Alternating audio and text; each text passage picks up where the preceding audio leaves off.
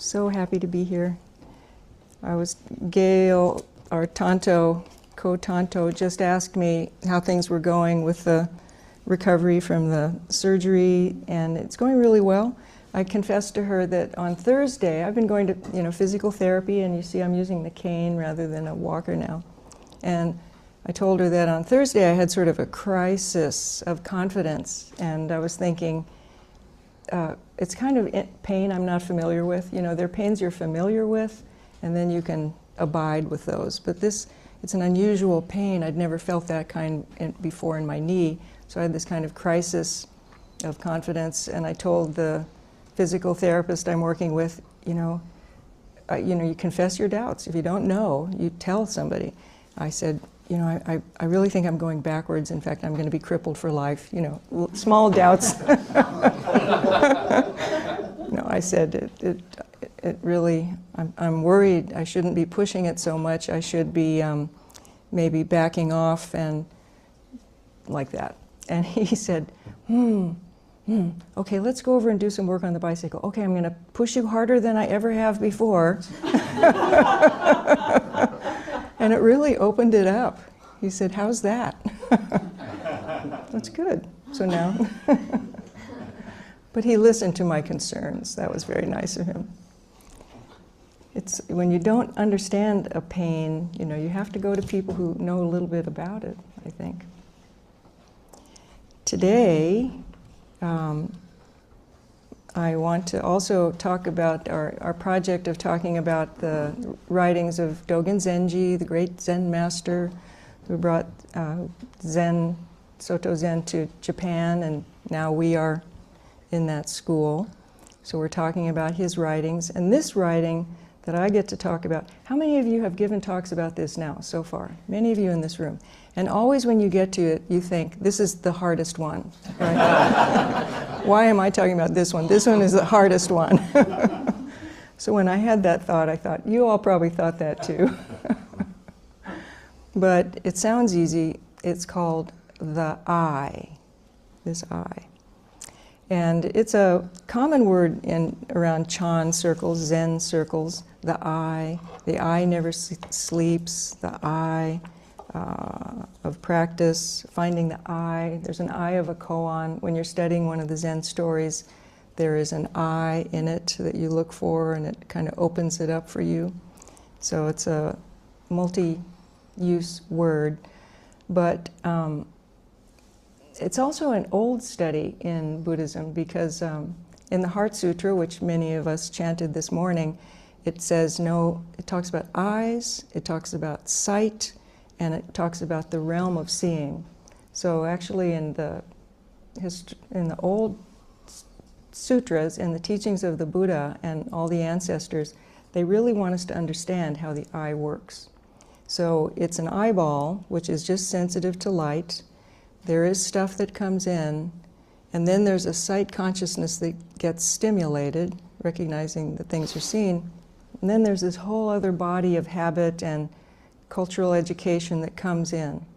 So the Buddha really wanted us to understand how that process, how it works, because he thinks that we tend to think what we see is true.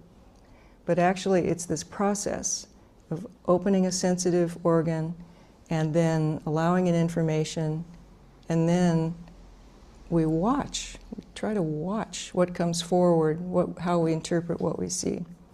So this writing is a little beyond that, because Dogen really assumes we've done that work.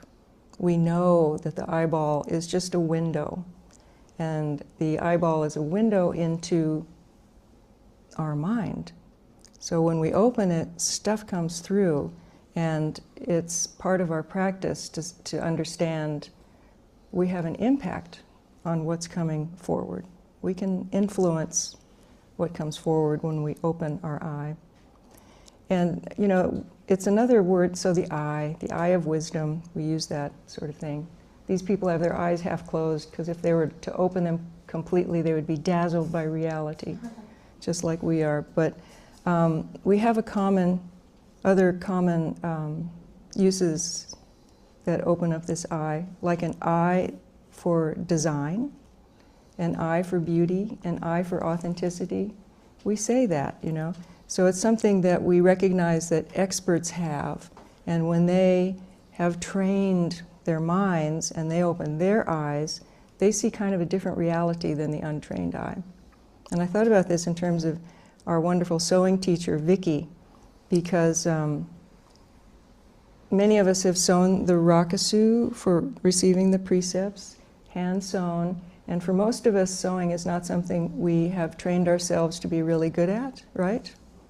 But under the hands of with the guidance of a skillful teacher, we make this complex thing, and then they all look beautiful. So, when you're sitting there with your pieces of fabric and thread and needles and pins, and you look down at it, you see something. When Vicky looks at it, she sees a completely different thing. So you look at it and you say, this is chaos. Or, oh, I did a good job here. And Vicky looks at it and instantly she says, well, actually, you need to take that apart. She sees the whole process when she glances at the rakusu. And the same is true of other experts, you know, an expert in authenticity or expert in yoga. You look at a body, you see things differently than another person sees it. So we recognize this. And another example I thought of is some people can look at a baby and say, that one is exactly 4.5 months old. And other people say, well, it's a baby. Your eye, you know, is trained, or it's accustomed to that size human. And so our training influences it, training that we know about, training that we voluntarily engage in influences this stuff that comes through, that is behind the window. And then many things that we haven't bargained for. Our entire cultural training is back there, influencing what happens when we open the eye.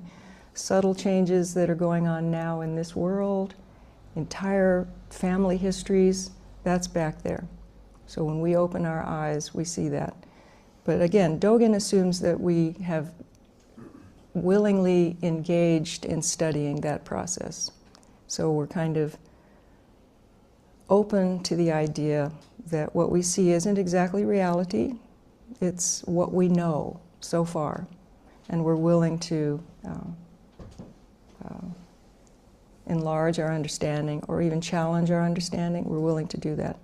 So this writing, The Eye, is an appreciation mostly of his teacher, Tendo Nyojo, his poems about the eye. Tendo. Is Cipriano still on the call? Cipriano was here. He recently received the precepts and then made it back to Angola. He had to reroute because he couldn't go through Dubai because Dubai is being bombed. But he made it back to Angola safely. And he received the precepts here 2 days before he went back. And we gave him the name Tendo, which means child of heaven. So he made it safely. So these poems of Tendo Nyojo are going to be fun for us. How many people think this is going to be fun? How many people know that poetry is pretty difficult? Yeah, poetry goes against our usual bias of English, which is operational. Things move forward, you know, this influences that. Things have an impact on this, subject, object, and poetry kind of challenges that. There we go. There's an operational language, or operational sentence. Poetry challenges the English language. Instead of softer terms, all of our terms are pretty direct, most of our terms. So here's a translation of one of the poems of Tendo Nyojo. And again, Dogen is appreciating the eye of his teacher. In appreciating the eye of his teacher, he selects these writings of his teacher about the eye. Okay, here we go. This was spoken in the monastery. Imagine us sitting around in meditation, and this is what you hear your teacher say. The autumn breeze is pure. The autumn moon is bright. The mountains, rivers, and the whole earth exposed to the eye. Tendo, talking about himself, Tendo is blinded. We meet again. Stick and shout one after another, testing the patch-robed monks. The autumn breeze is pure. The autumn moon is bright. The mountains, rivers, and the whole earth exposed to the eye. Tendo, you, Tendo is blinded. We meet again. Stick and shout one after another, testing the patch-robed monks. So in Zen, once you've done this work, once somebody like Tendo and Dogen have done the work of understanding how the eye works, you can do something. What he's describing is having done so much work that it's not like he's corrected his vision, and now I see things clearly. It's blinded. It's gone. And we meet again. So blinded, and then you open your eyes and we see things afresh. That's Kaz's word, is we see things afresh, but the direct translation is we meet again. So imagine that we've clarified this eye so much, it's blinded. That's what he's talking about. So, is that okay? Okay. And here's another poem. This is about great master Dongshan, who is the founder of Soto Zen in China. So To, when we talk about Soto Zen, the To is one of the characters of his name. This is a story of his interaction with his teacher. He went to study with a lot of teachers because he was very determined to wake up. So he saw a lot of teachers. And finally he settled with this teacher named Yunyan, who was not famous for being smart. He was not famous for being an academic. He was just famous for being there. And so Dongshan Tozan really, really liked him because ultimately he said, he gave me nothing. You know, he became himself. He gave me nothing. Other stories. So Dongshan was in the assembly of his great teacher Yunyan. He came upon Yunyan making sandals, because in China and in Japan you take these twine ropes and you weave it together, and Bob's your uncle, you have a pair of sandals. So he was making sandals, and Dongshan says, I approach you, your reverence, I approach you, Roshi, to beg the eye. Yunyan said, to whom did you give yours? Dongshan said, I don't have it. Yunyan said, you have it, but where did you put it? Dongshan did not speak. Yunyan said, begging the eye is the eye, isn't it? The master said, it isn't the eye. Yunyan shouted at him. So, this is the Soto Zen text translation, and Kaz makes it a bit easy, but I really like this one. But just to tell you how Kaz makes it easy, he says, Dongshan came up to his teacher who was making sandals and says, I approach you, Roshi, to ask for an eyeball. And Yunyan said, to whom did you give yours? Master said, I don't have one. Yunyan said, you have it, but where did you put it? Dongshan was quiet, did not speak. Yunyan said, asking for the eyeball is the eyeball, isn't it? And the master said, it isn't. It's really different, isn't it? Because he's not begging for an eyeball, and in Buddhist teachings we know that's separate from the wisdom of seeing and so on. He's asking for the eye, and the literal translation is begging the eye. So some of these literal translations are awkward, but they're really trying to give us the flavor. So he went up to his teacher, and already Dongshan had studied a lot, visited a lot of teachers, but he loved the eye of this teacher and said, I'm begging for your eye. And that teacher could not be fooled. he said, "Who'd you give yours to?" And Dongshan said, "I don't have it." And Yunyan said, "You have it." This is like all Zen teachers say, "You already have it, so keep it well." Zen teachers say this all the time, because it's true. You have it, but where did you put it? Isn't that nice? Where did you put it? And that caused him to be speechless. And Yunyan then said, begging for the I is wisdom itself. Seeking wisdom is wisdom itself. Begging the I is the I. And but Dongshan is really a smart aleck. He said, "It isn't. It isn't." And then Yunyan shouted. Kaz also changes that. He changes it to Yunyan clicked his tongue.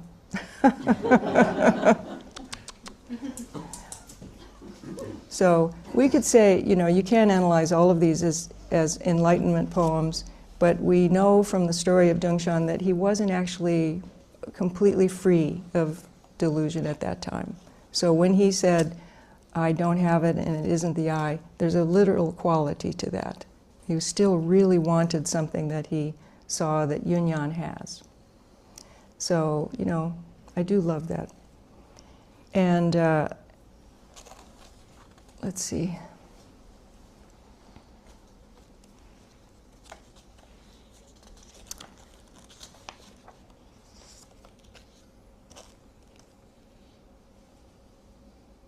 Speaking of eyes, this eye of Yunyan, this eye that's open, sees reality and sees conventional reality and the interconnectedness of all things. So this eye sees both, but it opens fresh every time. That's what they're talking about. So a couple of days ago, I went to see a speaker.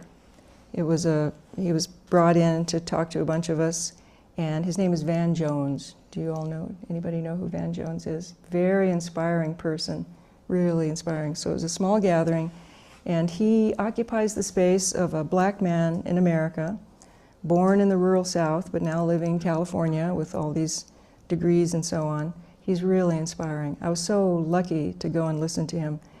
And he's an activist, and he came to encourage us in Houston to really take advantage of this great city that we've got, of incredible diversity, hardly any conflict among the groups here, and we could create a city of no hate. He kept saying that. You can do it here in Houston. Create a city of no hate, but bridge all the divides.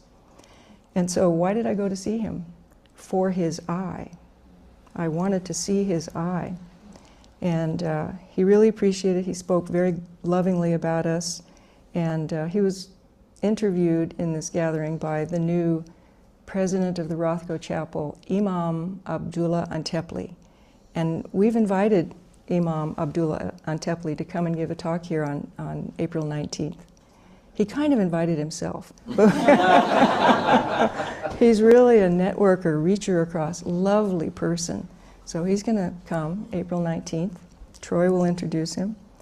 And he had a little question and answer with Van Jones sitting side by side, and it was really quite beautiful. But one of the questions that Abdullah asked him, what do you do when you're, because Van Jones goes around and speaks to a lot of people, what do you do when you're asked to speak to, as you have been asked, a large group of folks in Montana who turn up mostly wearing MAG hats? What do you do? And Van said, I love it, I really love it. They are mostly sitting with their arms crossed.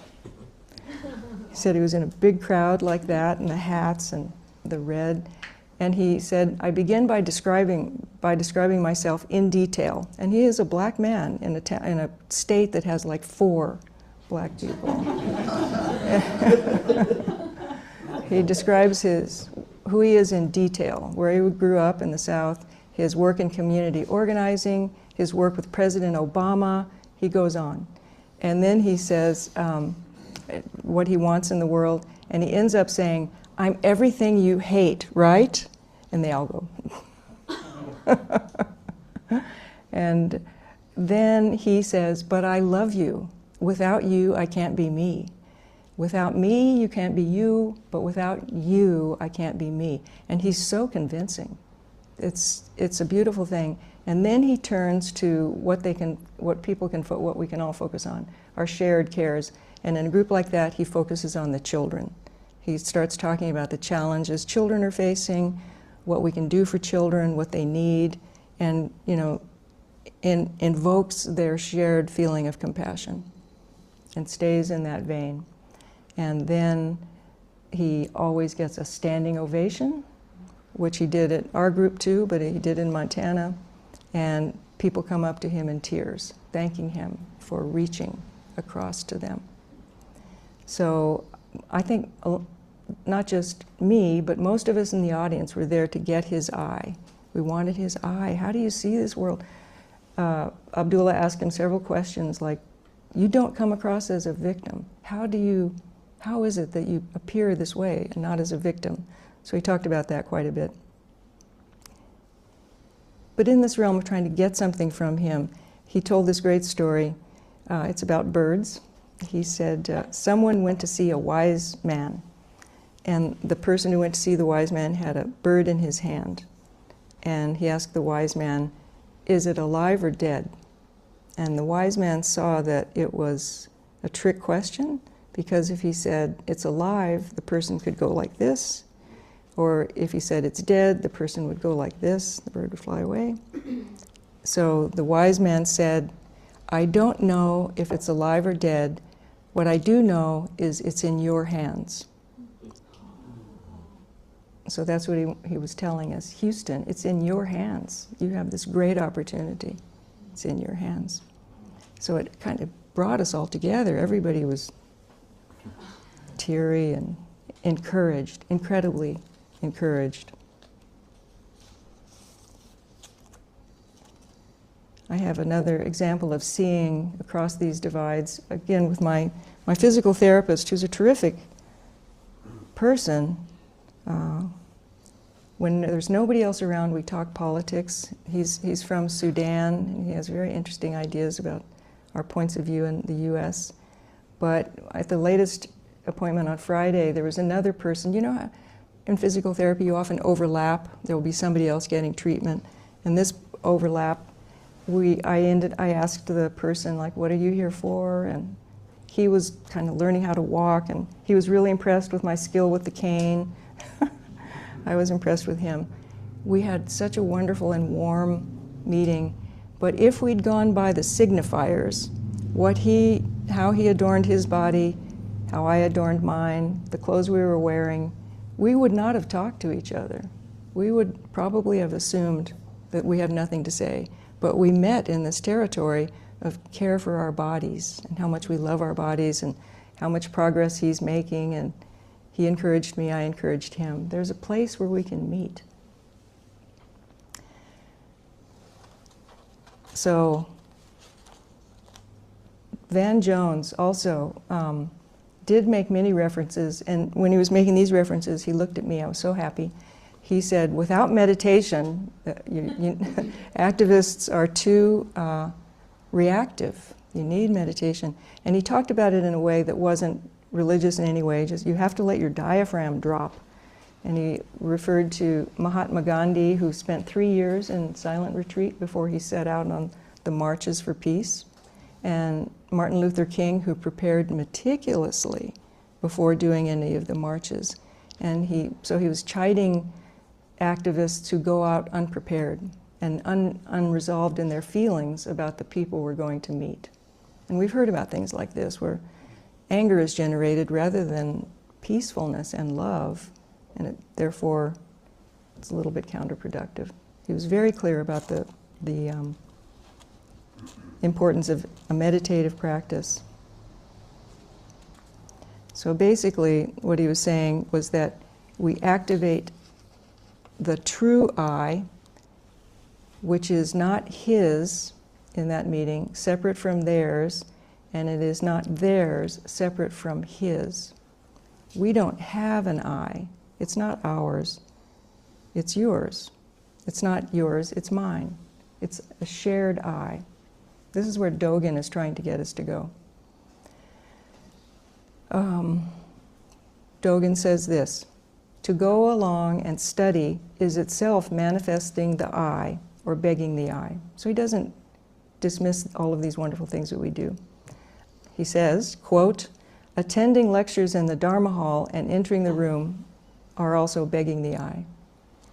More generally, going along with the assembly to practice and coming along with the assembly to practice are in themselves begging the I. The principle is clear that the I is not one's own and not another's. It's here. Can I read another paragraph? You can look out the window if you want.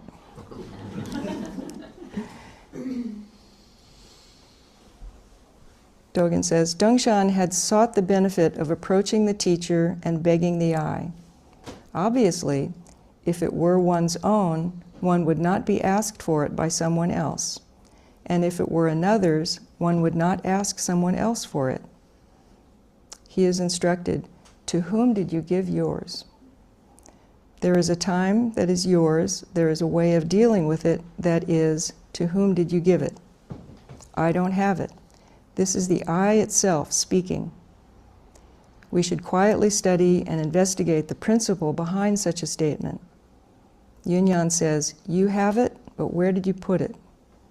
The I of these words we should investigate as a saying such that the don't have of I don't have it is you have it, where did you put it? And the where did you put it is you have it. Dogen, classic Dogen.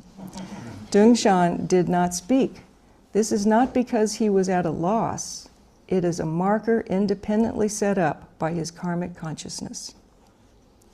The not speaking is his karmic consciousness coming forward. It wasn't a decision. A lot of what we do is not our decision. It's our karmic consciousness coming forward. A stand-up karmic.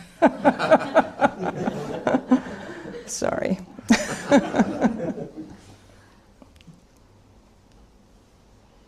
Other eyes. Where did we put it? Bird's eye view. So here's another example. What a bird sees. Yesterday, a few of us went to the newly protected land on the Bolivar Peninsula. So it's now newly protected. The Audubon Society raised enough money to buy this final parcel so that this long stretch is protected for birds. It was so thrilling. And Stuart was there. So Stuart, because he's on the board of the Audubon Society, so it was great to see him. He's looking forward to, he was telling other people, we're doing Awakening with Birds. And then, as I was gazing at the birds, we were gazing at these big egrets landing in their rookery. So egrets are pretty darn big, you know. They're a lot bigger than chin. And they come cruising in, the trees that don't have leaves now, and they land on a thin branch. And if it were my view, I would think, you cannot land on that branch. So they land on this little branch and they bob up and down. And they're looking for places to nest and mate. And they see it completely differently. And they were also looking for mates, so we got to see some mating activity. And they all look the same to me, but but they were very particular about it. And then, you know, I'd been gazing at it for a while. We'd been gazing even with binoculars, and finally I realized there are a lot of nests already. I hadn't even seen it because I was dazzled by the beautiful roseate spoonbills, which are pink and orange, and the big white egrets, and there were those honking cormorants. Can we do anybody know how to do a cormorant call? Ar, ar, ar.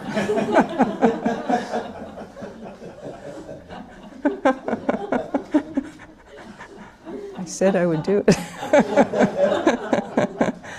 So beautiful. But I had not seen the nests, but they've seen them, so they know where there's open space. And then we watched some coming with little nesting material, building their nests, getting ready to hunker down for a while.